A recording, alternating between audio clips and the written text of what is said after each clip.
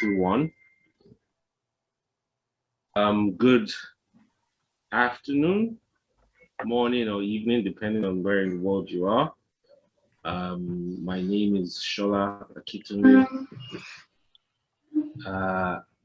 and I'm one of the emerging professionals at ISCASA, the International Scientific Committee on the Analysis and Restoration of Sites of Architectural Heritage of ICOMOS, the International Council on Monuments and Sites. As we can see on the program before us, we start with opening remarks by Goran Aron, the President of the International Scientific Committee, and I'll just hand over to her right now. Thank you, Goran. All right, let me share my screen. Shola, if you stop sharing, I will share my screen.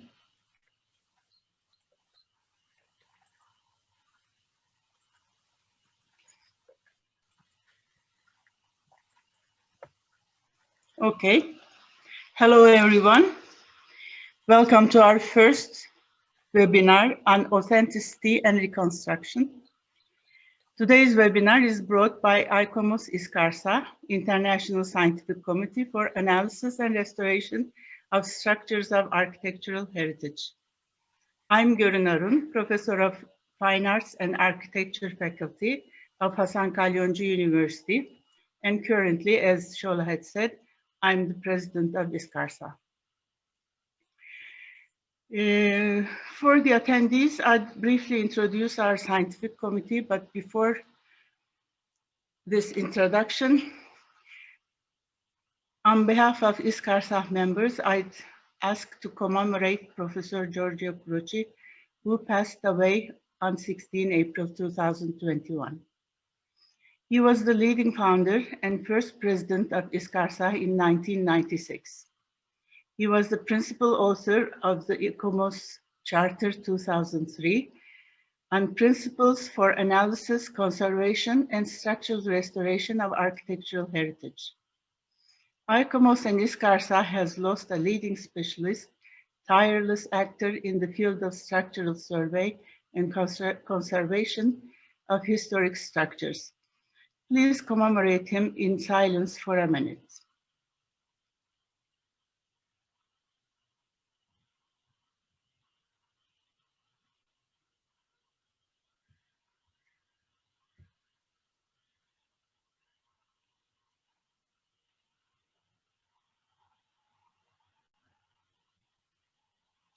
Thank you.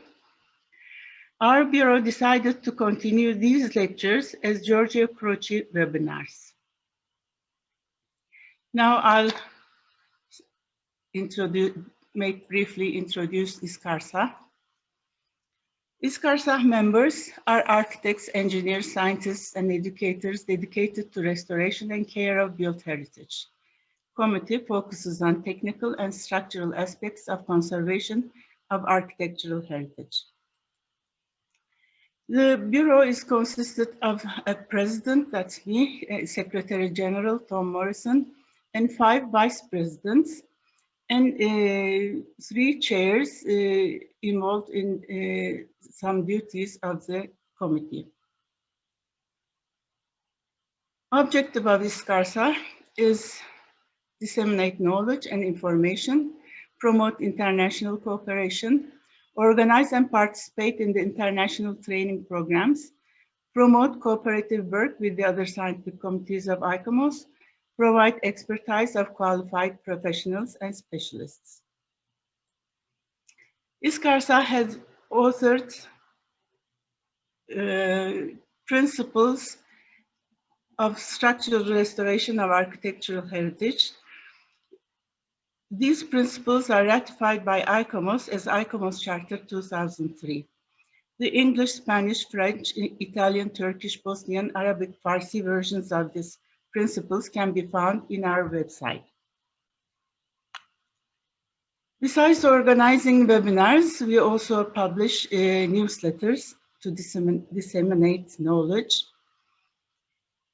And currently we are developing ISKARSA guidelines as contemplatum to the principles.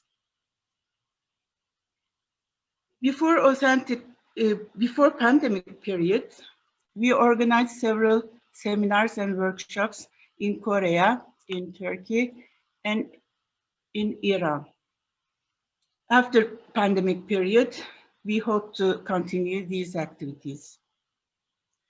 You can reach us from iskarsa@gmail.com. The moderator of this webinar is Shole Akintunde, and I leave the floor to him now. I hope you enjoy the lectures.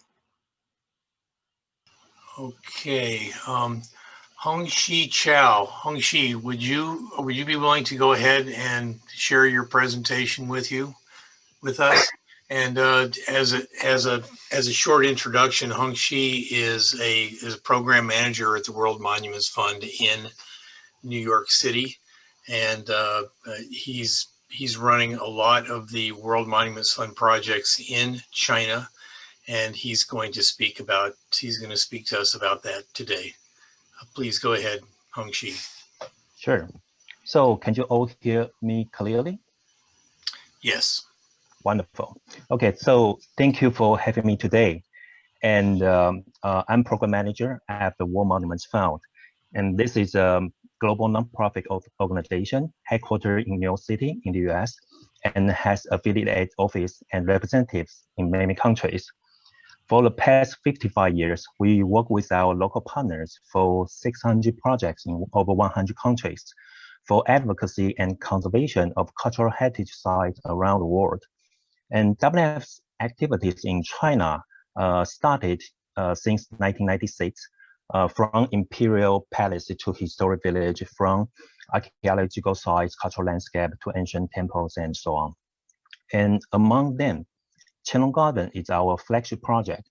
So today I want to take it as example to introduce WF's involvement in this project. And what is Qianlong Garden? This garden was a part of the retirement complex built for Qianlong Emperor in 1776 in Qing Dynasty, when it's the same year of the Independence War in the US. And during the Qianlong Emperor's reign, China was one of the largest and the richest nations in the world. And the emperor used the best materials and exceptional craftsmanship to build this garden.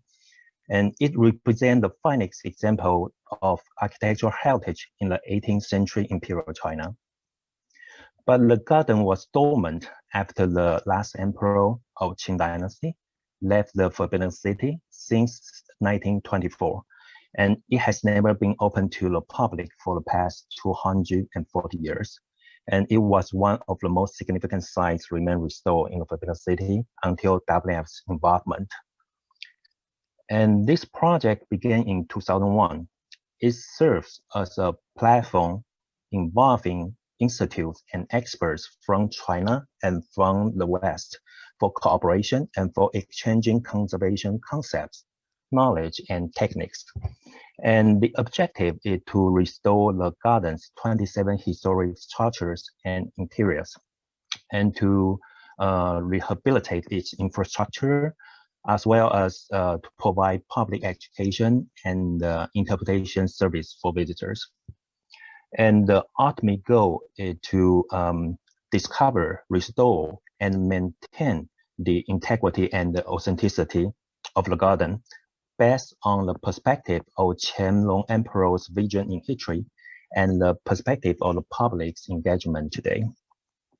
And to launch this project, in the beginning, WF and Past Museum developed a set of principles to aim to preserve the authenticity of the garden by saving as much of the original materials as possible, and to respect and use the same materials, methods, and skills wherever possible, and to respect Qianlong period aspects of the garden and changes made to the surviving historic structures, and to respect China's architectural conservation law and international cultural heritage protection documents such as Venice Charter the Nara Document on authenticity, and so on. And based on the guidelines, the project team worked together to ensure serious study of historic relics, and the technical measures were carried out only after analysis of a condition, and materials were selected after careful assessment. Conservation treatment applied in accordance with the local and international documents, as I just mentioned, and to ensure to preserve traditional craftsmanship. With that in mind, all the texts were differentiated into 4 categories, including restoration of the exterior, replication of a lost object, which are led by the Palace Museum Task Force and follow Chinese ethics and context. And on the other hand, WF and its international team handles conservation of interior decoration and furnishings, and provide technical support for reconstruction of a new interpretation center in the garden. So here I can quickly show you some example to explain the 4 approaches. As I said, the Palace Museum is responsible for restoration of exteriors of the buildings because the museum has the best team with the expertise for restoration of timber architectural heritage in China. And so far, all the exterior work has been completed. And in traditional Asian context, craftsmanship is intangible heritage. It's very important to preserve and pass on craftsmanship through actual practice and intervention. So let me give you an example. Whenever there is a tenon and mortise joint damage between a column and beam, Chinese craftsmen tend to dismantle the connection and to use traditional materials, skill, and tools to handmade a new joint to replace the damaged one, even though they knew it is not a reversible approach. And they work based on their long-term experiences, which is what their ancestors did for centuries. So you can see the carpenters use the same hand tools like rulers, planers, chisels, French saws, and they are probably the gifts from their fathers or grandfathers. And you can find similar cases at the bricklayer, roofing, color painting, and coating of exterior of structures.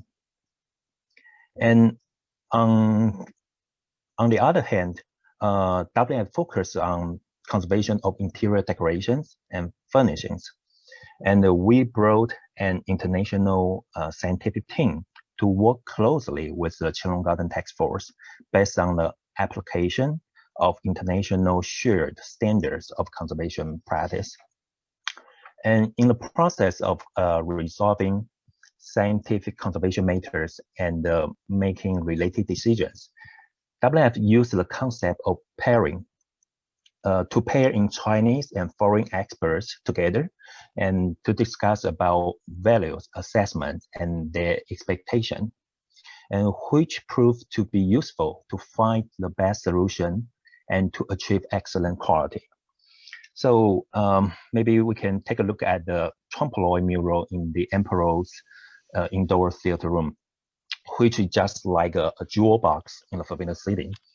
It has 26 sheets of painted silk, and it's the largest panoramic painting preserved in China. And the conservation of the mural was distinguished in terms of the integration of a modern scientific approach and the traditional crafts used in the history. And WF and specialists from the US engaged and brought diversified expertise in need, such as scientific analysis of painting, removal and stabilization and conservation techniques, and setting up a new laboratory for the murals in the building. And the Chinese experts has unmatched knowledge of decorative furnishing traditions of the Qianlong era, and which makes conservation of the mural possible and recovers the interiors of the Qianlong Emperor that the Qianlong Emperor had created and would have expected. And besides restoration and conservation, replicas were made for the lost or serious decayed objects, which is also important in the realization of the integrity of Qianlong Garden. So here you are looking at the double-sided embroidery, and different from single-sided. The double-sided embroidery could create the same pattern on the front and the back sides of the fabric, and they were used on windows and partition screens to provide privacy, but also to allow the daylight to reach into interior rooms. But many of them were in bad conditions after 200 years. So the first step is to assess the condition of each piece and move the bad ones for archival storage for protection. And for a small number of good ones, the task force carefully clean the service and return them back for display on site. And then the task force searched for and found qualified embroidery artisans in Suzhou. It's a city in southern China, where it's the traditional center of silk production in Qing Dynasty. And after a lot of research and experiment, the team finally recovered this technique and produced replicas to decorate interiors. And they also chose a lighter color for people to tell the replicas from the original pieces, while creating the visual consistency within the building. And here we can take a look at the construction component of this project. There were 3 historic structures in the second courtyard completely altered in the 1980s to use as gift shop. And the shop was closed in the late 90s. But there is very little evidence left about their original interior appearance.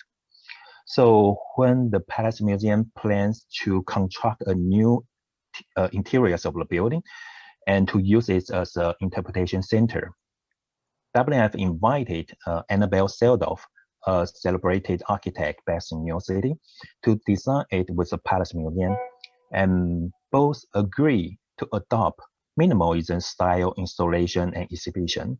And the center is scheduled to open with a garden in 2022.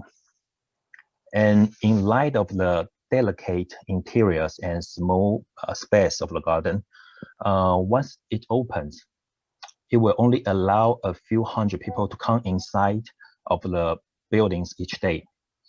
But for most of the visitors who do not have reservation, they could still come to visit the interpretation center to know more about the stories of the garden, of the emperor, and of the conservation work.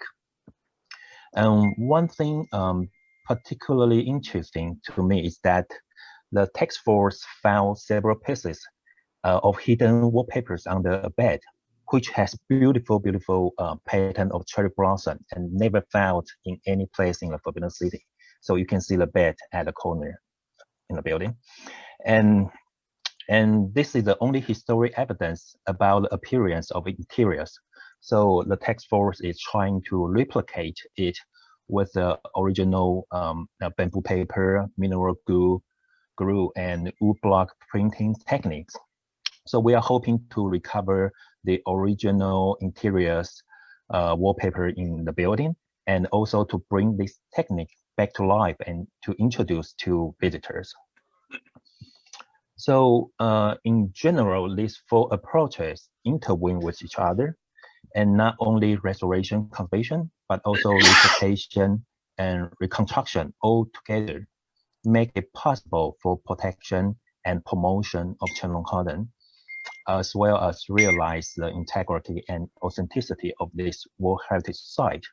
So I'm hoping all of you can pay a visit to see the garden when it opens to the public for the first time next year. Thank you.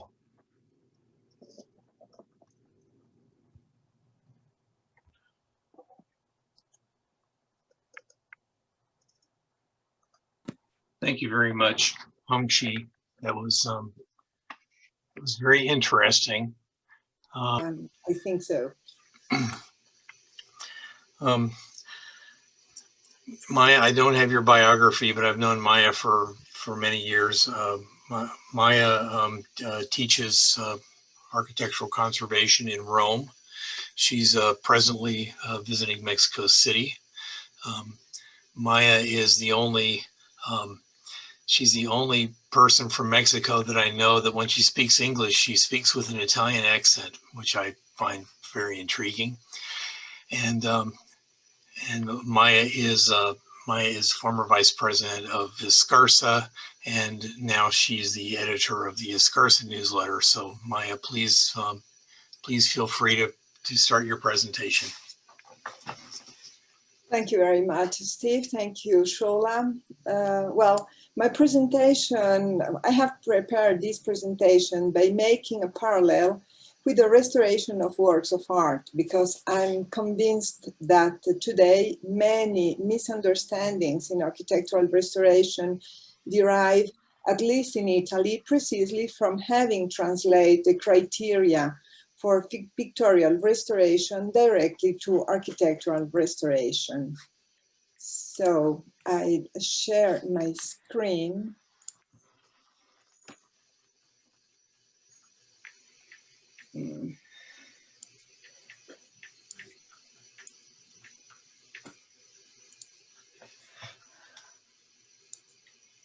So I call my presentation 8 points on authenticity, or, well, the parallel between the restoration of the works of art and the restoration in architecture. And the first thing is that I have asked myself, what does authenticity mean today? Well, the vocabulary, according to the English vocabulary, authenticity is a quality of being authentic. There are many synonyms which describe the features of that authenticity, authentic being. The layers of history. In the Western tradition, men and nations have inherited different objects from their ancestors, sometimes with material value, precious, other enriched by memories, symbolic meanings, religious or political, or artistic ideals. They kept and used these objects, preserving them as they were received, or adapting them to new uses, or even changing them to build new ones. Through these processes, the objects accumulated and retained the signs, actions, and intentions of the different generations who owned them. The interpretation of these signs today is not unique, because they reflect, in some cases, simply utilitarian or emotional motivations, and in other cases, cultural, artistic, or symbolic reasons. The stratifications of these signs describe the historical process that these works have undergone through the time. The value of the sacred relic. Since antiquity, there was a need to preserve special objects in an almost fetishistic manner linked to the cult of relics. Their value lay precisely in the preservation of their integrity and, above all, their authenticity. Objects exist and therefore have value only if their material is authentic. Sacred images are the most significant example of this vision, completely different from other cultures whose cyclical conception of time admits and encourages the constant renewal of the objects. From the Renaissance onward, the value of authenticity shifted to the authorship of the work of art at a time when the emancipation of the artist achieved universal recognition. Let's think about Michelangelo, for instance. The recognition of artistic value, as those artists learn and emulated the language of the arts of antiquity, the architects of the Renaissance and the artists of the Renaissance satisfied two requirements: the acquisition of models for the work and the ability to please clients, creating works similar to those of Roman antiquity. Their ambition was to match, if not exceed, the grandeur of the ancient artists in the creation of new works. This behavior would continue until the 17th century, with a stylistic completion in which the main objective was to achieve a harmony with the ancient work without attempting differentiation. During the mid-18th century, a more mature awareness appeared in the restoration of works of art. The sculptor Bartolomeo Cavaceppi insisted on not to rebuild a statue from a nose. The attention to ancient and thus authentic relics was gaining importance. Through the 19th century, architectural restoration would be marked by two opposing positions that would significantly influence the conservation and restoration of works of art. One approach aimed to complete buildings in ruins or partially damaged in the historic style.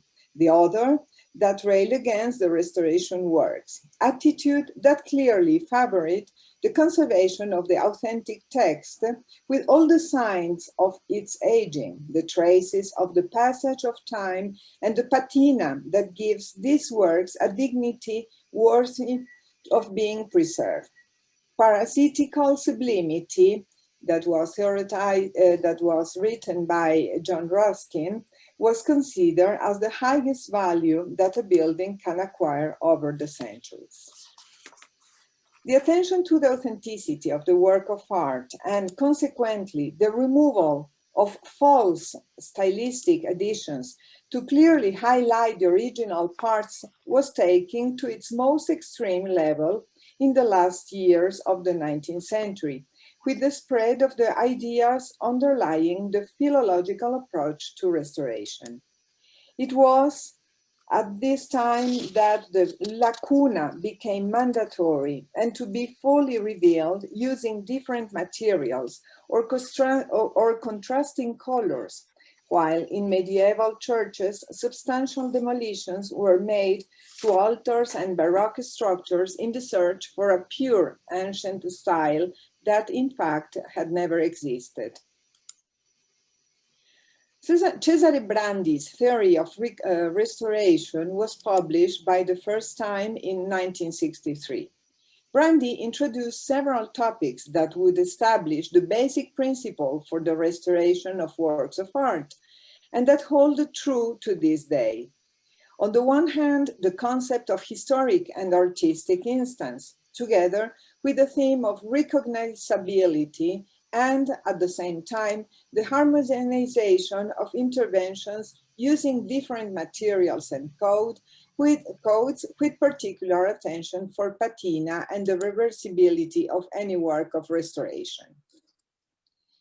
If we accept that architecture is the result of a long-lasting process, if we accept that architecture is authentic as an expression of that long process, we will also have to accept that it is also a collective product in which many men have participated through the centuries. This means that architecture is not an autograph product, as a painting by Raffaello could be. And this observation removes that sacred aura that surrounds the relics and the autographed works of art. Authenticity then shifts to a broader sphere, which concerns the community that surrounds the building, the workers capable of carrying out certain jobs, but also traditions, customs, and uses related to that building. Therefore, the reconstruction, which has often been considered a falsification of the building, becomes authentic if it is a genuine expression of the will of the society and or the community to which the building belongs. And this calls into question many precepts that have dominated the second half of the 20th century, but we can discuss it the next time. Thank you very much. Thank you very much, Maya. I'll just read Sami's bio and hand over to him quickly.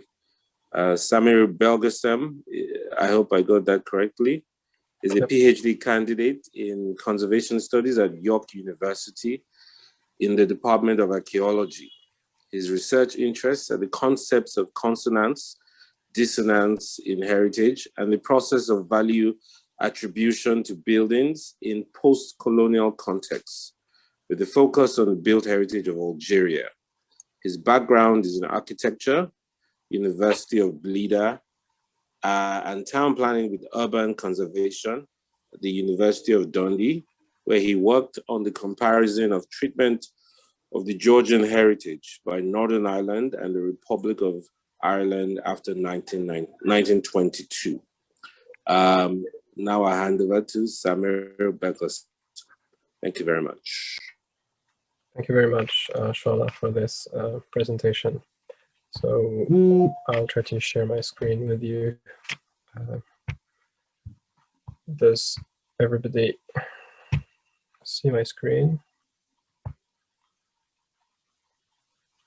Yes. Yeah, that should be it. Just waiting for to start. So yeah, today I'm going to talk to you about authenticity and reconstruction in the case of Algiers Casbah.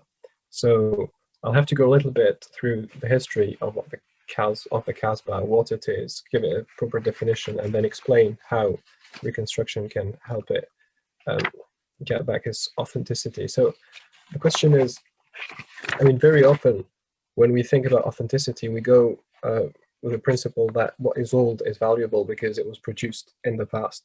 So it takes its value of being built at an earlier time with specific material and by specific people. This is, however, a traditionally very Western conceptualization of heritage value, and in other cultures, this can differ more or less significantly.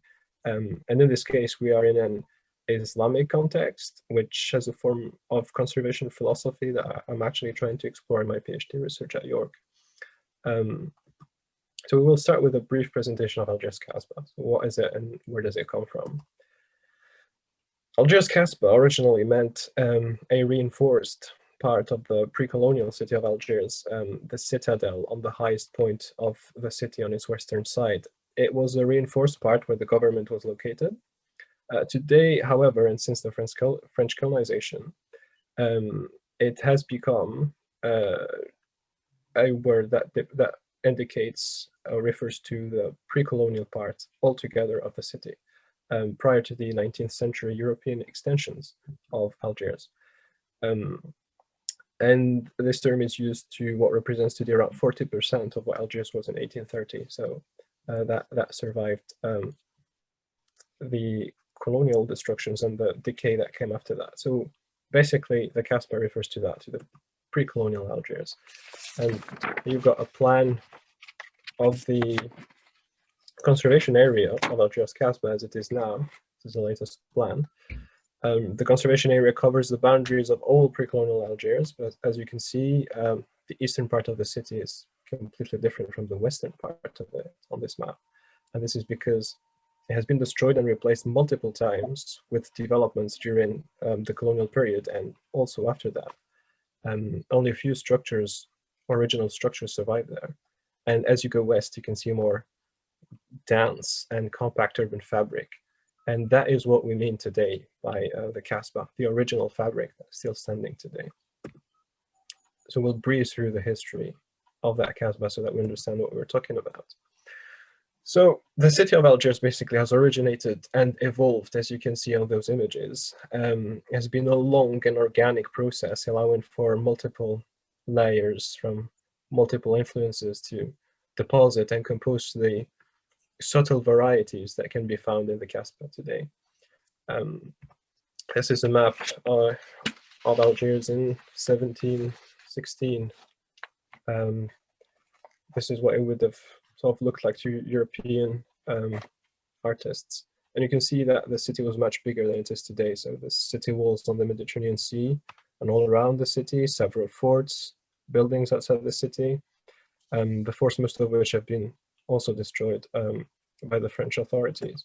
This is another map in 1804.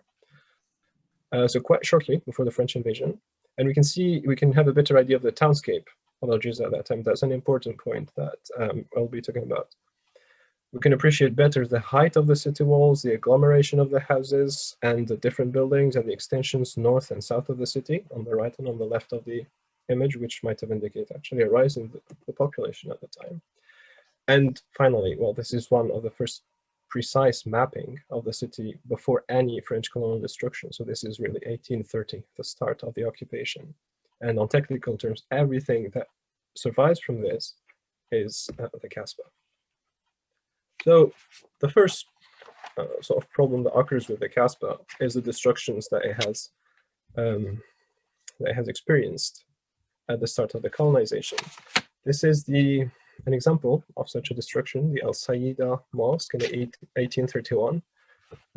It's one of the tens of mosques and buildings, really, and houses that were compulsorily purchased and destroyed.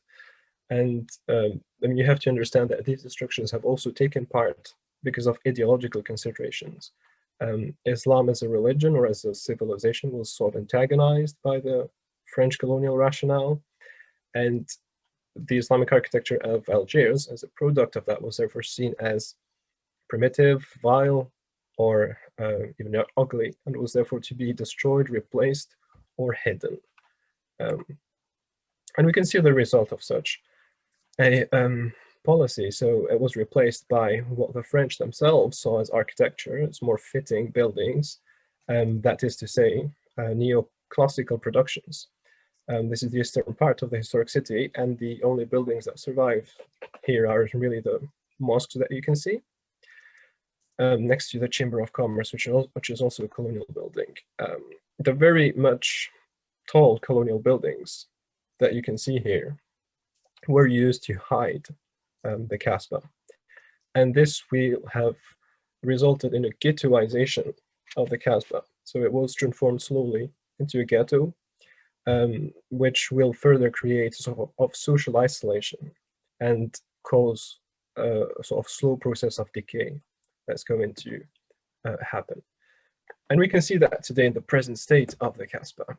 So this is a satellite image, and you can see the differences between really three types of urban fabric.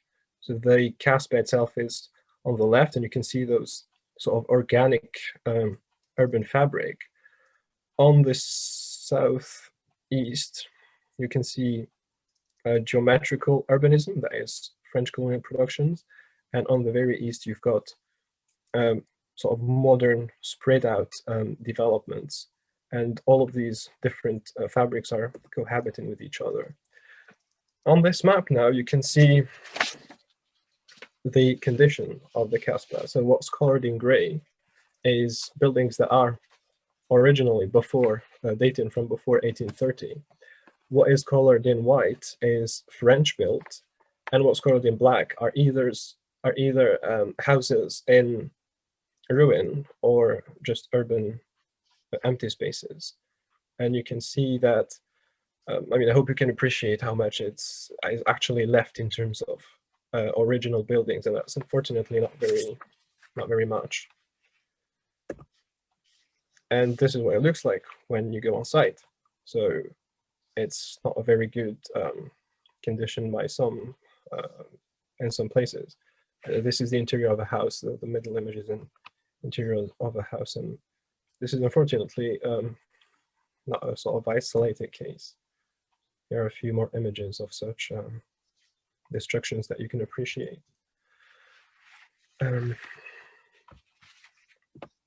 Now, the Casbah is not just a dramatic and tragic story. There is some form of successful conservation of it, as you can see in these images. However, as you can see, what represents the good sides of conservation of the Casbah is what the Casbah shows as urban and architectural characteristics. So these narrow streets, which are really lively, full of people, where society and is really taking place, where people are playing a role. And this is partly a success in some places of the city. Very good. This is a picture that really summarizes the case of Algiers, of the Algiers Kasbah, partly destroyed and partly still there. So it's really a heritage site that's partially lost. Now, its importance. The importance of the Kasbah comes from the fact that it's a particular case of Islamic urbanism and architecture. So it has different influences. It's got Andalusi influences, as you can see here. It's got Turkish also influences. And this means that it is a particular output of this specific architecture and urbanism. You can see here some more images of the sort of mixture of these different styles and influences. It's also an expression of Islamic philosophy in terms of housing and in terms of architecture. So the typology of the houses of the Kasbah is directly inspired from Islamic principles and of intimacy, of sobriety, and this can actually inform a lot of the theories that are being developed today in Algeria in terms of housing for a sort of conservative society in a modern world. Now, authenticity and reconstruction. Why should we reconstruct? What does that mean in the case of the Kasbah of Algiers? Well, first of all, there are structural needs. The way Islamic cities were built in the Middle Ages portrays not only Islamic principles, but this is also true in terms of how the houses are actually standing. The houses are contiguous to each other, as you can see in this 3D reconstruction, exerting opposed forces that maintain them like believers are supposed to support each other in a society. Because of this structural particularity, if one house falls or is destroyed, or partially damaged even, the house that is stuck to it will eventually start drifting and will crumble at some point. So it's really a continuous process of decay that, if it isn't actively stopped, will continue until all the houses have finally fallen. So it's very much a structural need that bolsters that. There's also the notion of feasibility. So we know through the different recordings, both local during the Ottoman period or the colonial period as well, very exactly, to a certain extent, what Algiers looked like originally in 1830. So it wouldn't be a work of guessing, but rather working with the evidence.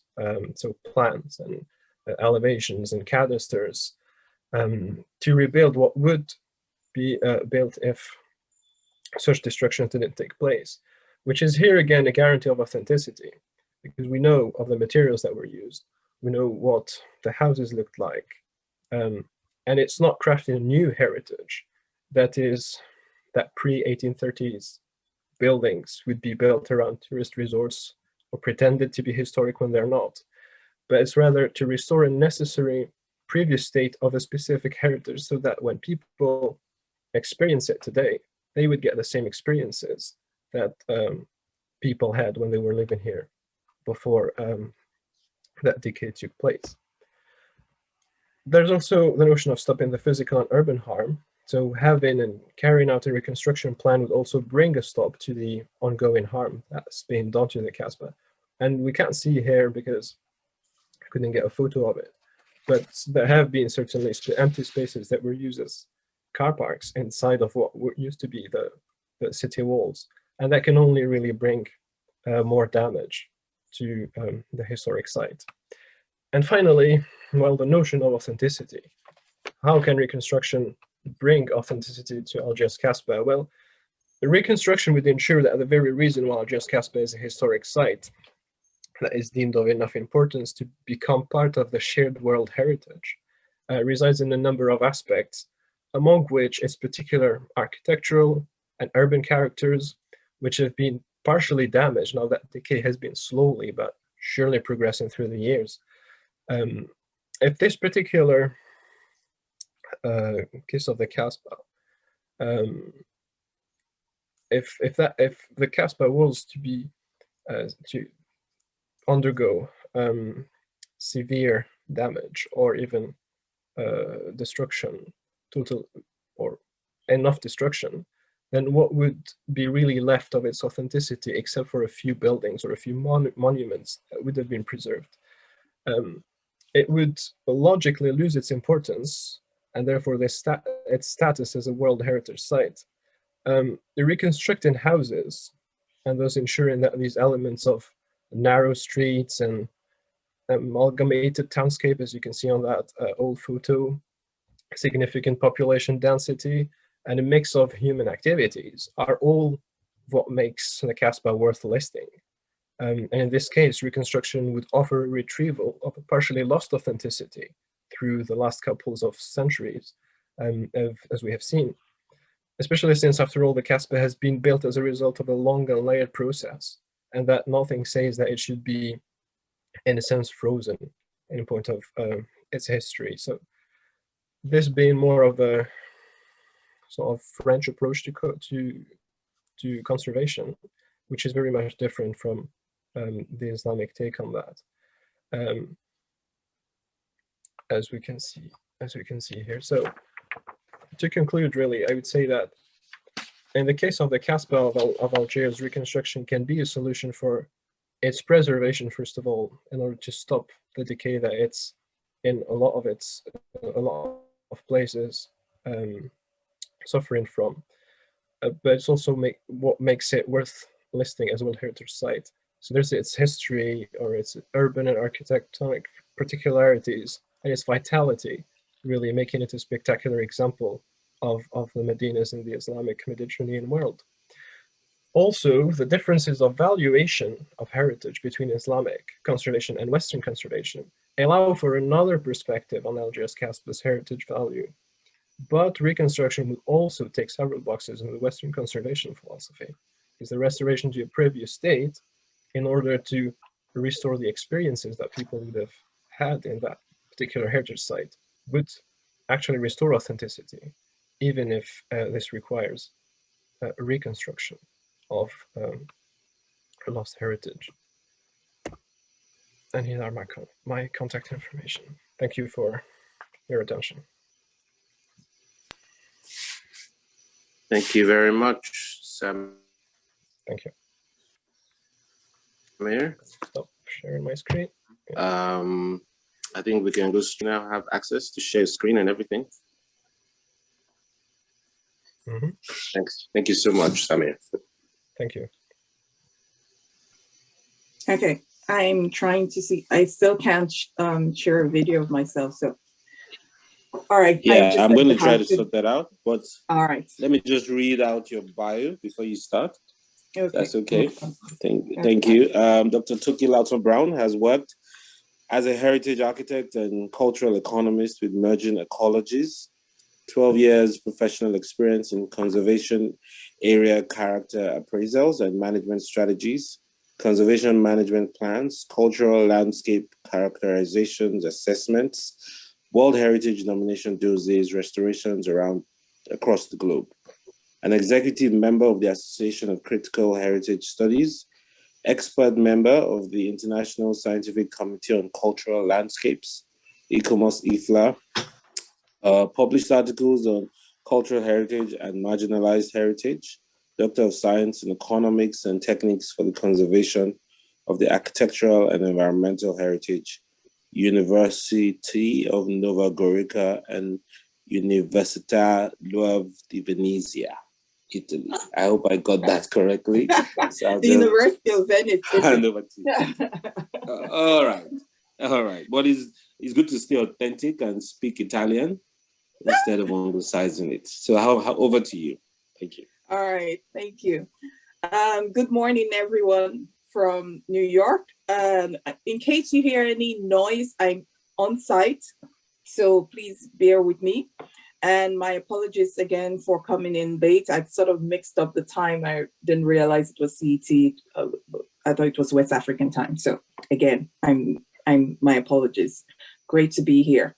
My name is Dr. Loughton Brown, and I will be talking on authenticity. So where is Africa's convention in all of this? Because we'll go through the whole list, and I'm sort of trying to find where we can get Africa to actually define what authenticity means for them, as opposed to getting the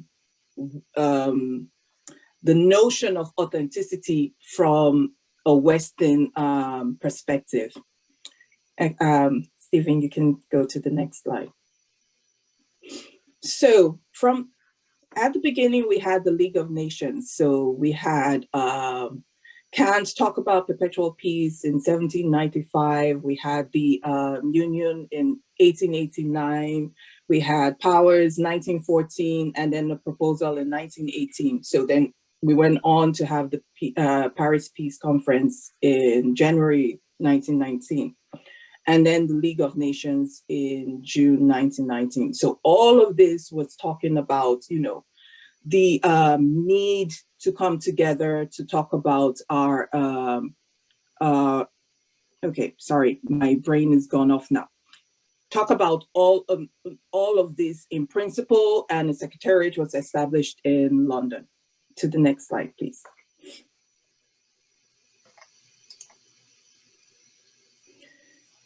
Then we went on again to the founding members who came together talking about landscapes, cultural landscapes, the definitions of landscapes, and all of this took place in different parts of Europe. Next slide, please. Then we have the international organizations, UNESCO, ICROM, ICOMOS, IUCN, the Council of Europe, International Council of Museums, again, all taking place in Europe. Next slide, please.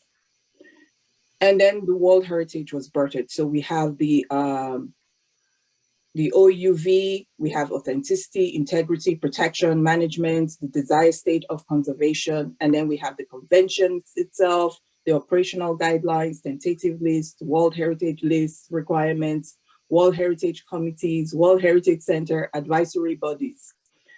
And all of this were birthed, in other places, and then we don't see more of Africans, taking part in any of these births.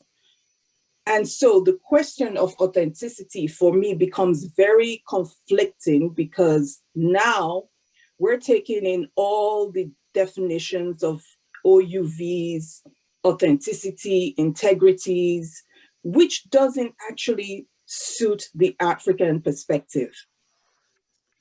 And so my question now goes to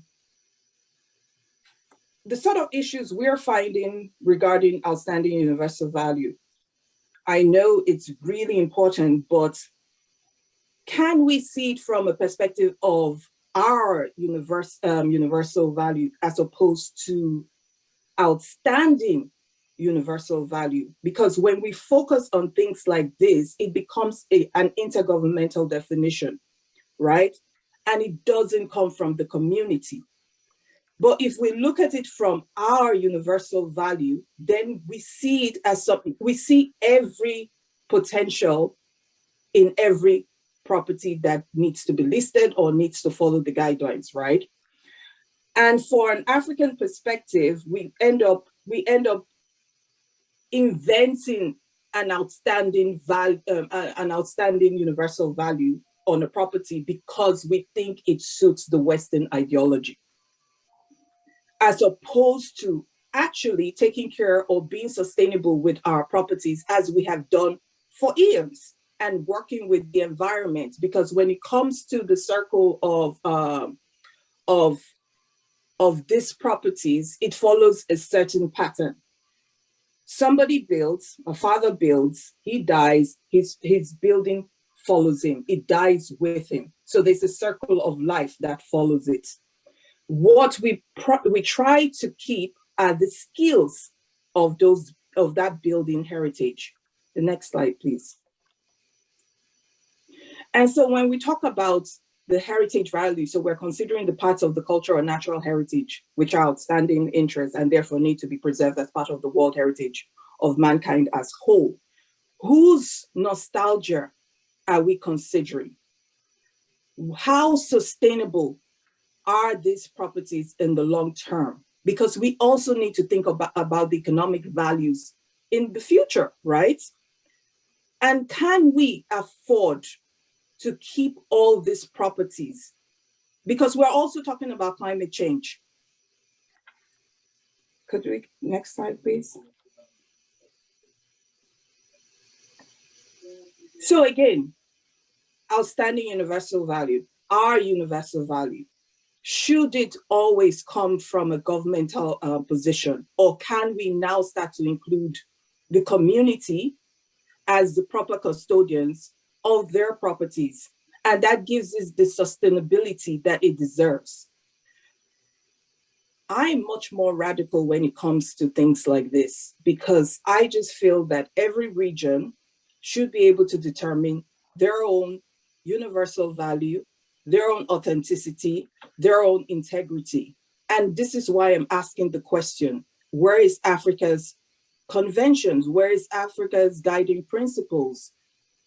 When are indigenous people going to have conventions which states their own universal values, which states their own methods of integrity, which states their own methods of authenticity?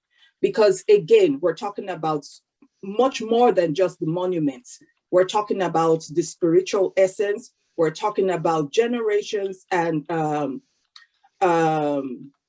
generations of stories that have been passed down from fathers, mothers to their children, and how this impacts on these properties. Next slide, please. So we all know the statement of outstanding universal value. I just put that in there because of all that goes with it when it's being inscribed, the assessments of the conditions of which is integrity, authenticity. I know that the last speakers, touched on different buildings and talked about the authenticity of these buildings in regards to the skill sets, to the extensions of keeping them over years, right? Maintenance and management and all of that. But from a society where we think of a life circle, how do we justify the statement of outstanding universal value? Next slide, please. And so I decided to put in how the evaluation process goes, through all the stages. And so we hear things like, oh, Africa has no architecture, or Africa has no, and then it's more of our natural cultural landscapes that are being listed as, because it imbibes the whole authenticity because it's natural, right? But we forget that people live within this landscape. And so it's a living landscape. And the moment it's put on a list and people are displaced, it's no longer considered their heritage because they've moved that whole essence of it. They just take maybe the soil or the stones and they move somewhere else. And for as long as we can't have that connection to source, you lose the authenticity of what made that place the place it is to be listed in the first place. Next slide, please. So the integrity, I'm going to talk about the Osho-Oshogbo growth in the next slide, but then integrity, social functional integrity, the historical structural integrity, and the visual integrity. And so I'm going to walk through all of that with the Oshogbo growth. Next slide, please. Sorry, I'm rushing through all this. Oh, sorry, no, that's, okay. So from Venice to Nara. So we've traveled from Venice to Nara. We've had all our definitions. We've had all our concepts of authenticity. We've adopted all of this. And then the issue is we are not frozen in time, because for Africans, it's more of an evolution. And there's now a hybrid that is associated with our sites now, because we have been influenced by the West, and we've taken all of that on board. But we need to also understand that with this evolution, we lose parts of what we consider to be authentic, right? From Venice to Nara, right? We're not frozen in time. Next slide, please. So it shouldn't be exclusively about places, rather about the people, the cultures living within their collective traditions. And I think that's also what makes it authentic for the community and not the monuments themselves. Next slide. So I will start with Oshobo Grove. So Oshobo Grove is in the Yoruba land, and its status as the UNESCO World Heritage Site reflects this hidden subtext of authenticity. So Susan Wegner went in there with the community, and they revived all the sculptures, and they reconfigured what was a result of a reappropriation, right, if I can call it that, of the objects that led to the dispute over their authenticity. So there was no master plan. They just went with it. They flowed with it. For the reappropriation it was never cited. Again, a lot of resource for architecture, right? So people go in there, there's festivals and all of that, you know, happens there till today. And the community on the other hand, accomplished the re-authentication of this site, right? So the groove image works by turning what was once an expression of heritage through sensory expressions, right? And the deification of this heritage. So the importance of this is what makes it authentic for the community. And it's not the site, because there are still groves across Yoruba land.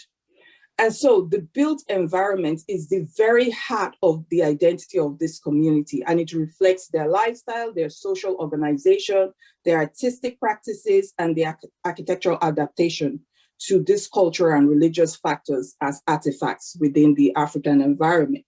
And for me, I think it's time that Africa begins its own guiding principles and makes this as part of the international community. Next slide, please. So I decided to put different pictures of an evolved essence or shapes of Africa.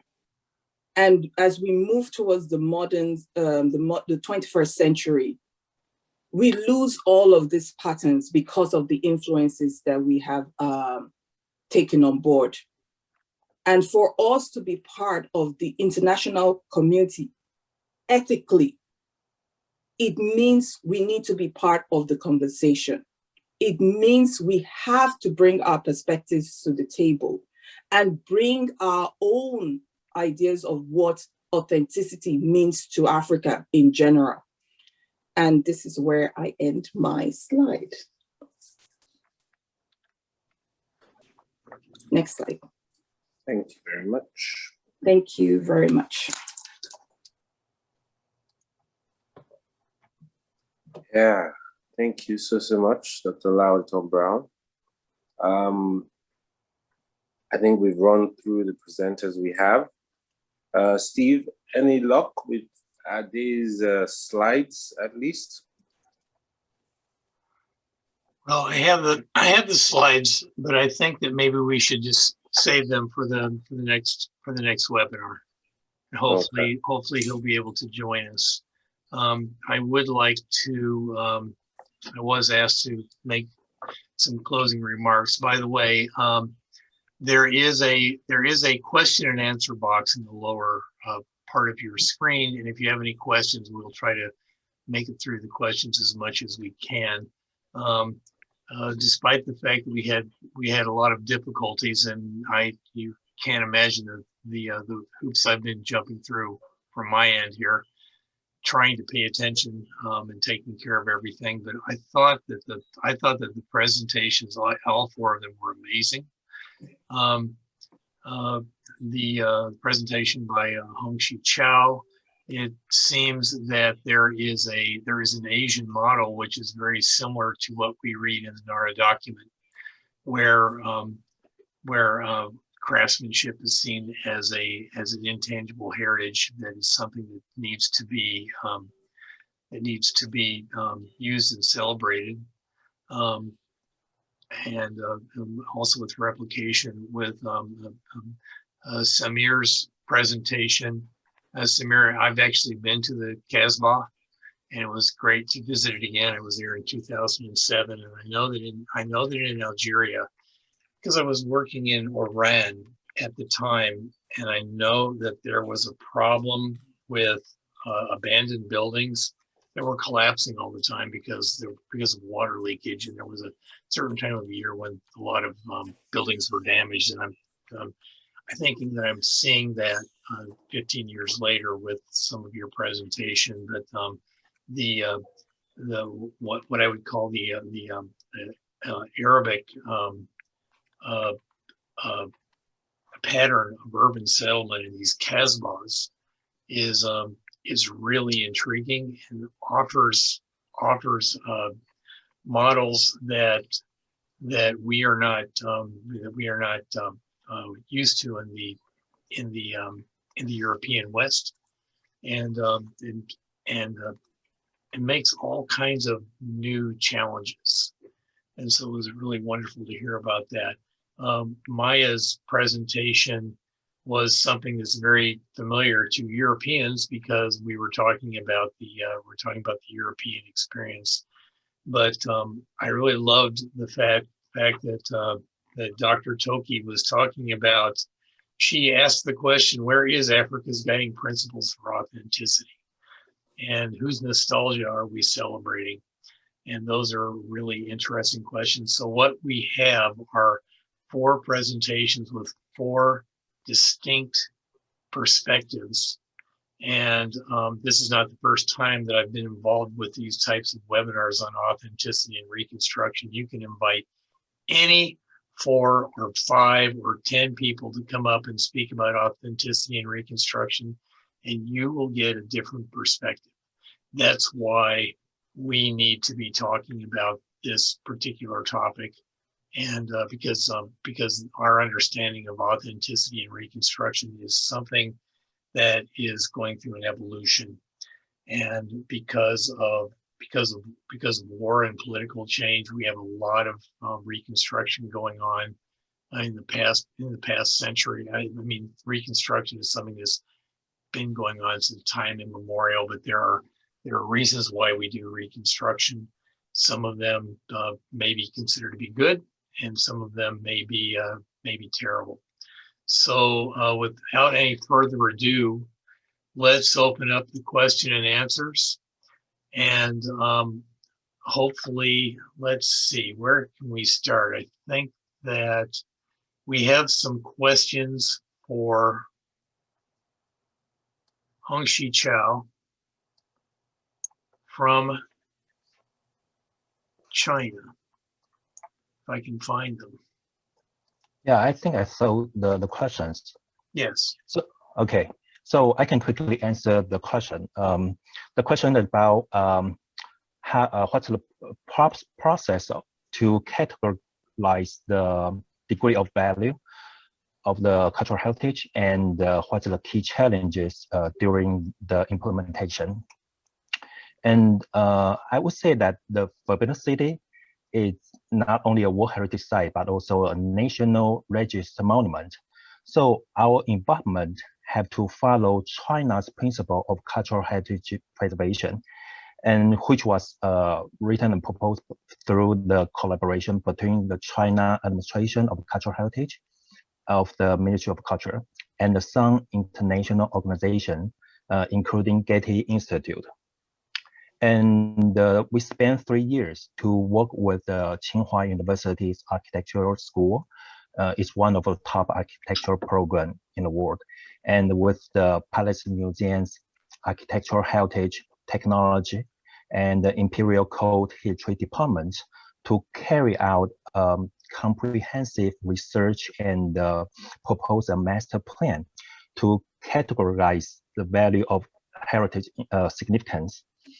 And in Chenlong Garden, we found the interior decorations applied the exceptional craftsmanship, like the double-sided embroidery I just mentioned, and that normally only used on objects. So the interiors, they are of the top level value. And this is one of the reasons that we separate the text by exterior and interior component. And I found the challenges in this project is really about how to build the decision-making mechanism. It's a very good question, because I would say carry out a conservation project sometimes is a dynamic process, and unexpected issues might come out time by time. So from our experience at Chenlong Garden, we built a solution and decision-making mechanism through 3 levels. The first level is about the international perspective, the cooperation and debate between the Palace Museum and WF, and both of them exchange their value, rationale, expectations, and application based on international and local cultural heritage regulation and document. And the second level is about the international and local perspective. Sorry, this is what I just said, the pairing model, the concept. Each pair, Chinese and foreign experts, they work together to figure out best solutions of specific issue. And the final decision will be made at the milestone meetings collectively. And the third level is around the communication between conservator at the Palace Museum and outside contractor and the Chenlong Garden task force. The task force has to work on site and to monitor and sometimes to make judgment and to give direct instruction based on the spirit of the principles and resolutions of the milestone meetings. Yeah, so I think that's my quick response to. Can I kind of ask a follow-up question there, Hongxi? Well, thank you very much for your answer. And I think for me personally, it kind of touches on, Dr. Toki's presentation, which kind of speaks for Nigeria, West Africa, Africa in broad. But I think what really touched me in your answer, Hongxi, is how you had to, no matter how international your perspective was from the big and mighty, world monuments on, you had to align with the national laws, the national guidelines. And, I just want to ask you how much of a discrepancy was there between what you were bringing from this international perspective and what you found locally? Because I think it speaks to Dr. Toki's comments about how, you get lost in translation when, whose value system are you using? The local community or this World Heritage Committee who sends experts? Yes, but it might be a slightly different route from the local community. So did you find any of those discrepancies in your work at the Palace, Hongxi? That's my question. And I don't know if Dr. Toki wants to add anything in terms of a response to that as well. Thank you. Yeah, sure. I think it's a little bit broad question, and sometimes there's no easy answer to it. But I would say that WF's approach is clear, that we always to undertake our project with local partners. And one thing we bear in mind is that we did not come to give lessons. In developing our projects, we listen, we learn from each other, and we approach each project with respect for our partners, for the artists and architects and cultures that created the incredible places where we work. So I think it just takes time to build the mutual understanding and respect. And I think that's the first step. Okay, I think I can come in here. I'm just answering the questions on the Q&A. I think a lot of this is also knowing the areas that you're working in, understanding the people that you're working with, understanding even the subtle, the subtle essences of where you're working. And I always say, start off ethically and be socially responsible when it comes to working on buildings that you're not used to their own heritage. I don't know how else to put it, but understanding that this is a different region. If you're working in a place other than your own region, understand that it's a different region. Understand that the people might think of the place or that area that you're working on or that heritage building that you're working on in a different way, and try to sort of unlearn what you've learned and learn of the region. I don't know if that answers the question, but that would be my thinking. Hello? Yeah, Okay, thank you very much. So yes, it's in line with, and I wouldn't mind if somebody else adds to that. Thank you. Yeah, I think go to the next. Yeah, go ahead, Steve. Yeah, if I may, I just wanted to comment on what Dr. Toki said. I did have a project in Bhutan, and I was working on a rammed earth monastery complex where we saved the monastery, but we basically pulled down everything else. It was, the monks' quarters, because they were made out of rammed earth and wood. We pulled them down, made piles of the clay, and we re-added water, and we re-rammed them, and we used new wood, and we built it back in the using the same technology that the original things were built, not necessarily exactly the same, but using all it was all of this intangible heritage craftsmanship that Hongxi was talking about. And I think that what we came up with was something that was very authentic. Even though we did make the courtyard between the buildings a little bit larger, we moved things around because we wanted to make sure that the building wasn't going to burn down, which is a real problem in the Himalayas with these types of structures. So yes, there are different approaches. You go to a different culture, there's a different approach, and you have to, if you're the foreigner, the interloper, you need to learn to be quiet and listen and understand just exactly what everybody else is expecting and not what your preconceived notions are. Yeah, I think that is quite true that in Chenlong Garden project, there are many differences between the Chinese and the international context, resulting in different conservation ethics and intervention approaches.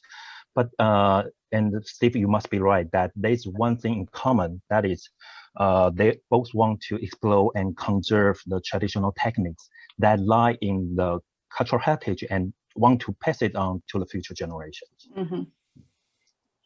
And pass it on sustainably as well, because there's such a thing as something becoming too expensive and the future generation having to decide whether to keep it is also an issue.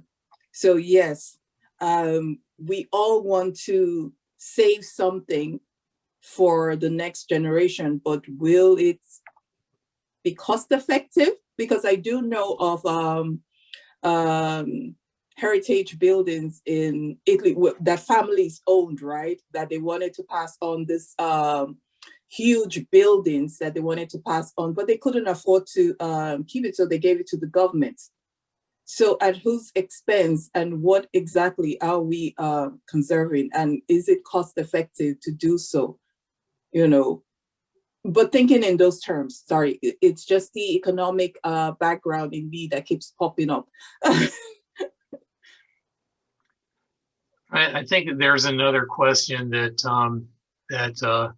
Professor Mario Santana has posed to us, and Mario is the Secretary General of ICOMOS. He writes, is authenticity a concept we need to drop and substitute? given that it prevents to understand heritage as a dynamic constant in change phenomena. Does anybody want to take on that question? And also this is being discussed in the chat group as well.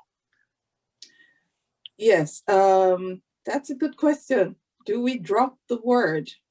So what do we call it instead?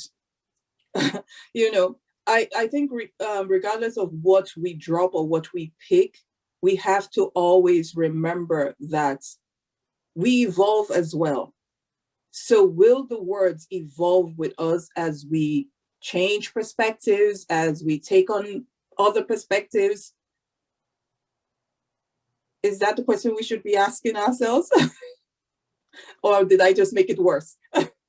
Well, I'm not sure that he's talking about ditching the word authenticity. He's talking about ditching the concept of authenticity. Mm-hmm. And maybe we need a different concept, which doesn't mean the same thing as what we understand as authenticity. In the United States, we don't use the term authenticity. We like to talk about integrity. And there's a subtle difference there, but there's a little bit of a difference. So I know that everybody, but in the United States, we are very much grounded in the European traditions, what is meant by authenticity and how do we do heritage conservation. So it would be great to hear from some of the other panelists on this question. Before somebody else's talk, I just wanted to add that I think it will be a bit difficult for us who are from, will I say I don't know if I can say the global South, whatever that means, but I would say from Nigeria, from West Africa, you know, to replace the word authenticity with integrity, like the example you gave, would be a bit difficult for us because, you know, my personal experience is that what is called my architectural heritage, bulk of it that is easily accessible, is actually colonial heritage. So, you know, you even find that, you know, the basis of understanding what is really my heritage is difficult or is non-existent. I have to look for books that are hard to find, look for pictures, look for, you know, hard to reach places to get some information. And so, you know, with that in mind, I don't know what to say or how to say something has integrity, because I don't know what integrity is, you know. So I think, you know,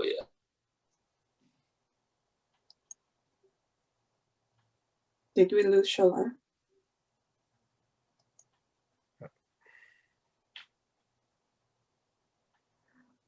Okay, well, so we lost Shola again. So we're just Samir, do you have anything that you want to add to this particular discussion? Yeah. Well, about authenticity, I think there is some potential for dropping completely the concept in terms of heritage, because I mean we need to remember what heritage is to begin with. That's not a very old concept. It's quite new, and it's something that sort of started to appear with nationalism.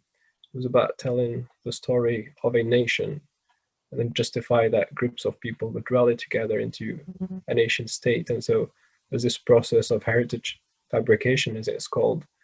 And well, technically every nation state is sort of fabricated, every country is fabricated. Countries weren't there when the earth first existed. So that's an invention that we needed to invent for ourselves. And so there's in every nation state a bit of myth. So I think that also impacts heritage. What makes something heritage is just that a group of people agree and say, well, this is our heritage, and we will rally around that as a group of people. So I think it might not be universal agreement on that, but there is some potential. I can see some potential for, in some conservation philosophies or thoughts, to drop this concept almost entirely. There is potential for that, I think. Okay. Maya, would you like to add anything? Yes, I was reflecting on what has been said. And well, of course, the particular case of Italy that I try to show, that is, of course, this is central in the debate on the restoration and conservation of heritage in Italy, doesn't have much to do with the rest of the world, because they had Cesare Brandi, that has been something like the Bible for the restoration works, not only for picture, for painting or for works of art, but for everything. And but now I think it's time to well, to widen all the idea of intervention, because Cesare Brandi was thought for only the restoration of mural painting. But the problem is that all the translations of the, well, I think is the most translated book in the world about conservation. It has been translated to all the languages, and in many, many countries that has arrived a little bit late. The people is taking the Cesare Brandi theory as really the Bible. And well, I'm trying always to say that, okay, this is not good for architecture. This is not good, and for other contexts. He worked a lot in the restoration of frescoes and mural painting that was damaged after the war, the Second World War. And that was his laboratory, where he experimented all the theory. And then the theory, in fact, was not a book published by him, but it was the result of his lessons that were taken by their pupils that published in 1963. So I think that is a general misunderstanding on that, but what I try to show is that architectural restoration has almost nothing to do with. Of course, we can take all the experience and all that process that I try to show, the relics, and then the intention of the Renaissance architects. I use the sculptures because Bernini was perfect to show that integrity of the sculptors, Montorsoli and Bernini in the Renaissance and in the Baroque. But of course, all these processes has a deal especially with the works of art. And for the architectural restoration, it's only from the beginning of the 19th century that we can start trying we can start speaking about it. But we should also try to go out from the two radical positions on absolute conservation and reconstruction. I think that every case is a single case. It relates to the people, to the use, to the meaning of that building in the history of that place. So it is not easy to give a receipt and say, this is good. What is good for one place is not good for the other place. So that's what I wanted to highlight in my presentation. I think it was clear. There is an interesting question that was posed, and I think you partly answered it. The question is, do you consider that reconstruction for a severely damaged heritage building is a wise option as a re-authentication measure? And I think that part of your answer was it depends, and it really does depend, because I've done a significant amount of work in the former Soviet states and in Eastern Europe, and there's been a regime change, and there has been a resurgence in religion. You know, they have Christian, Islamic, and Buddhist religions there, and many religious structures that were completely destroyed or were greatly altered are being reconstructed or repurposed for religious ceremony again, which is something that's very interesting to see. Yes, why don't you go ahead, Maya? Yes, no, regarding what you are saying in this moment, I was thinking about the Frauenkirche in Dresden, that I think is the most important and most interesting case of reconstruction, because they have really followed the same constructive process.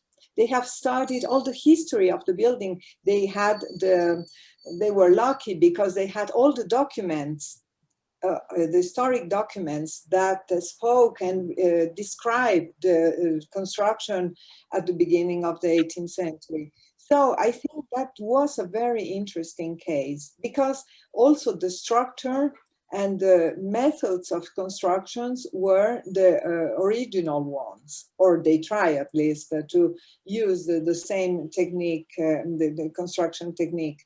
So this, I think that was very interesting. Mm-hmm. In other cases, I'm not so convinced when the structure is in concrete, reinforced concrete, and then all the covering in stone is made for some churches that have been rebuilt. But well, we can also discuss it in another seminar. Any of our other panelists want to address the topic about whether reconstruction is a wise option for re-authentication? I think it depends who you ask. If you ask John Ruskin, he would say no. But again, as you said, I mean, it depends on the perspective that people have on that specific type of heritage. If we want to be sort of community-led, if we want to let people decide what their heritage is, and if they decide to rebuild and to attribute value to that rebuilt heritage, I think it's ethically what we should go with. But again, it will depend on who decides what heritage is and who decides that what's their relationship to authenticity, how do they define it, and whether they consider it's relevant at all in the valuation, conservation process of heritage. I know that there's been a debate in Nigeria. Well, we had this debate on e-commerce Nigeria, where we were talking about if we were to conserve colonial buildings in places like Lagos. And a lot of people were like, they didn't want that to be conserved because of the trauma from it. And some people were of the opinion that it was their resources that were used for the buildings in the first place, so they would prefer to conserve the building. And then, and so this, there was a big divide on the two aspects of what they wanted to do with buildings like this. And the suggestion is, yes, you keep the buildings because it is the people's resources that went into it, but you can readapt it and still put attributes, African attributes on the building during restoration. So can we consider that as authentic now, since we're having a shared build heritage in the reconstruction? What do you guys think?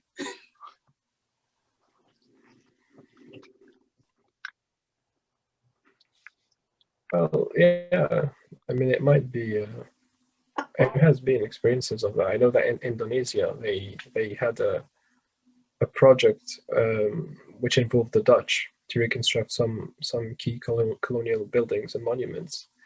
But it should be part of a bigger process of history writing, which is very delicate because you've got two very different perspectives on that shared history.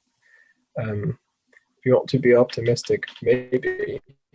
If you want to be pessimistic, you'd say, no, that's never going to happen. And so, again, it depends on, and it's a case-by-case thing, because Indonesia with the Netherlands is not Nigeria with the UK, and is not Algeria with France. Very different cases of colonization or occupation. Or so, yeah. That's good. I decided to throw the spanner into the work there. Okay, I'm going to go on to the next. I'm going on to the next question. I was wondering how restoration architects would go about restoring a building which does not have proper documentation on how it was built. Some of the speakers had mentioned that understanding the methods in which a building has been produced is important to authenticity. Would architects be able to restore a building while still remaining authenticity in this case? Whose criteria are we following? Okay, well, my answer to this would be that yes, you do have to have proper documentation. You have to understand how a building or a site is put together if you're going to intervene on it. If you don't have a basic understanding and you intervene, then you're probably I would probably consider that criminal.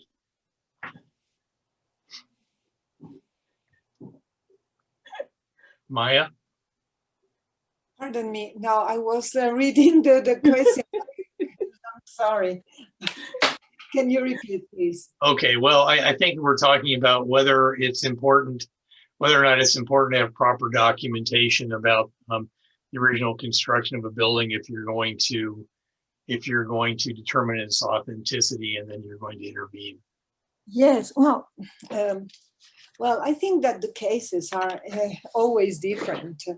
I mean, if you are in some countries, maybe the documentation could be really a good starting point.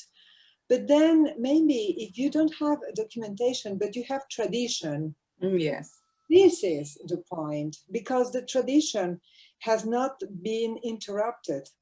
In European countries, traditions have been interrupted in many places. So, of course, if you want to act in a reconstruction, you have to deal with the historical documentation. Otherwise, you are inventing what you are reconstructing. But if you are talking, I'm thinking about Mexico, and you have many places in Mexico where tradition is still alive and people knows what they have to do. So you don't need the historical documentation because it is a process that is still going on. The problem is when you don't have a process that is continuing, that has been interrupted. So then the problem of reconstruction deals with other questions, that theoretical and historical questions. But I think it's a question of tradition also, tradition and the continuity of the process. And again, it also depends on the region. And coming from a Nigerian perspective, a lot of the issues is, yes, there is documentation on some properties, that you can work on for reconstruction. And then some community members do not want the reconstruction to look like like those properties of before, because they say it's primitive. They want something more modern. So again, what do you do as an architect? Because you have to weigh all of these options and all of these issues that come with properties where people actually want to move on from the perception of what their traditional architecture looked like. Yes, well, of course, it has been the same process everywhere in the world. Of course, in the industrialized countries, it happened maybe 100 years ago. In Italy, in southern Italy, people didn't like to live anymore in masonry houses because they considered they were old and they needed to renew it. And they have changed using reinforced concrete. And of course, the results are evident during earthquakes because they mixed, yes, in not a good way, the different materials. You know, yeah, sure. yeah, no, I've started to look at this question of tradition in a different way. I was pulling together a presentation for my students last week, and I was talking to them about mortars. And really, as far as mortars go, there are four kinds of mortars that I'm aware of, that I've worked in: lime, Yes. clay, gypsum, and Portland cement. Of which Portland cement is something that I've built my entire career around because I'm in the United States, and that's all we use. But if you think about it, the lime mortar is a tradition. Lime mortar is a tradition that is European based. Clay is a tradition. Using clay mortars is a tradition that you see in parts of South America, excuse me, in Africa, in parts of Africa, and also up in the Himalayas. Gypsum is something that you see in the Middle East, mainly in Iran and in parts of Iraq. But Portland cement is almost, I would call it like a post-industrial world tradition that's supplanting everything else. And people who use these other materials, they're starting to lose those. They're starting to lose those traditions because everybody is starting to use Portland cement now. It's like a post-traditional, post-industrial tradition. I know that's kind of a weird way to see it, but that's kind of the way I see it. Concrete kind of falls in the same thing as well. Concrete is starting to supplant everything. And because of the work I've done in Haiti, reinforced concrete is a counterintuitive material, and people need to follow manuals to build properly in reinforced concrete. But if you go into developing countries where people still have this tradition that they build on their own, and they see a reinforced concrete building going up, and they go, "Oh, that's how they do it." They go and they collect their own reinforcing, and they kind of put it up on their own, and then an earthquake comes and they die. And so these are really interesting questions about tradition. I will be quiet now. Professor Aaron, do you have something that you want to add to this discussion? You need to unmute yourself. Unmute yourself. Yeah, the discussion is very interesting. I really enjoy following it. Okay. Okay. So maybe I can quickly provide, if I may, provide another perspective related to wood, the material. So as I just mentioned, for 1,000 years, the ancient Chinese have used wood to build timber structures. So they had developed a comprehensive systems of interventions that craftsmen still use today. And one of the advantage of following the traditional intervention method is that the intangible heritage such as craftsmanship, the community, and the knowledge are preserved, and the interventions done in different times will make the wooden building just like a biography of itself.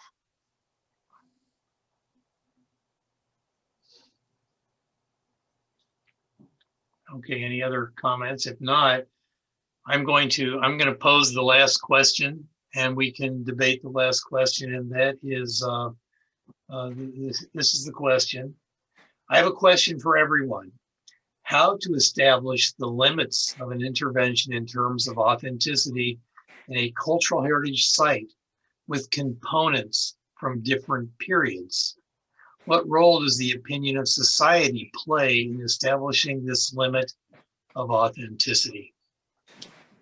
This is better that I not respond to this, because in my country, much of our heritage is not that old, and we don't have these layers. We don't have as much as a palimpsest of heritage that we do in some countries that have older heritage. So I will let the panelists discuss this topic. Just I'm here to listen mostly, but I'll just like to leave my own comments and listen to my expert and professors who are going to speak. But I personally am facing that on a current project now. And I'm still, in this problem, so I'd love to hear. But for example, I'm working on a building that was built by, the Afro-Brazilian craftsmen in Lagos Island, the people who returned to Nigeria after this, slavery was abolished. And they came back with skills and all of that. And they built with burnt brick. But now I'm supposed to restore that same building. And I just recently got some training, the traditional techniques of laying bricks and ramming, rammed earth, laterite and all of that. And I'm really, really exploring how I can, restore that building, but using, the older techniques. So I don't know if that's kind of a response to this question in a way, but it's like my own situation that's similar to that, where I'm trying to bring something from a previous past before that building into that building to kind of try to, well, I say, create a new narrative for that building and be able to say that, there was, traditional techniques and methods in the restoration, at least, if not the original construction, but in the restoration of this new building. Yeah, so those are my comments. I'll pass on to Maya. I think you had your hand up. You can unmute. Yes, no, just Steve asked about those multi-layer buildings, stratificated buildings. Of course, I live in a country where buildings have been multi-layered during the centuries. So really, I think this is the best example. But I think that the authenticity consists exactly in that process that has changed the buildings. We never think about, or we should never think about the original building, the Colosseum. I cannot imagine the Colosseum as it was in the year 80 after Christ, when it was open to the public. But in all the process, all the layers of history that had been that are stratified on the building. So I think that this is important to consider every time, all the transformations that had been added to the building. And this is part of course, of the authenticity that we today can recognize to that building, not the original one, because very often there is always this misunderstanding that we intend authenticity as the original work. And it is not at all that in architecture. Maybe if you're talking about a painting by Raffaello, we can discuss it. But in architecture, it's completely different. I totally agree with you on that, because I do believe that as we evolve, we should date as well. So people are aware that this is what happened before, this is the process, this is the evolution, and this is how we got here.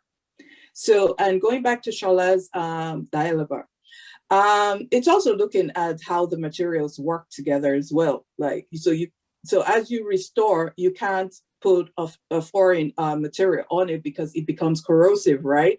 So you also need to understand those elements as you restore the building, and also work with like for like. That works all the time. But when you work with something other than the material itself, then you have future problems after the restoration. So I think it's also important to understand those aspects during restoration.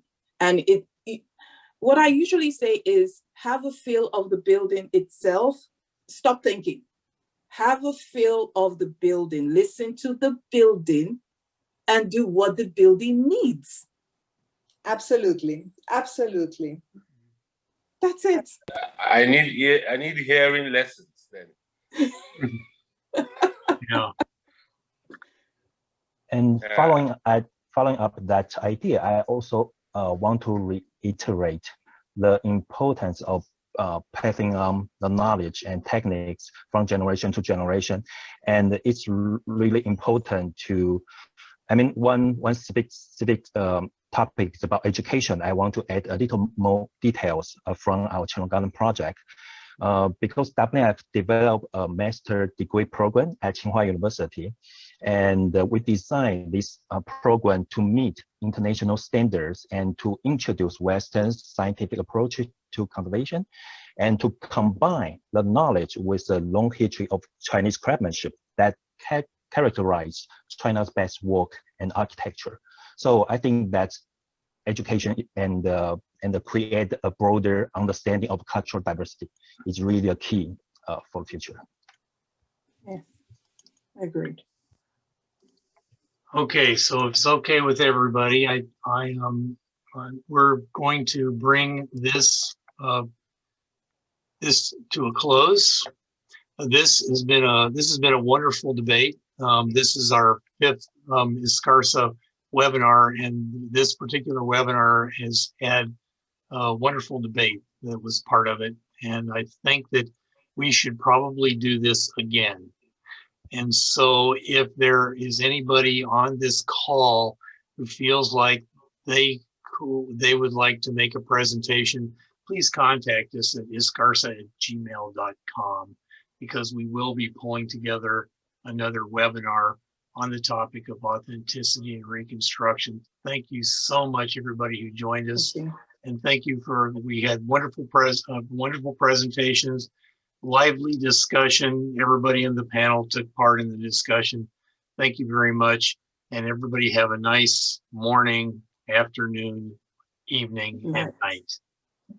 Thank you. Thank you very much. Thank you so much. Thank you. Thank you very much. Thank Bye. you.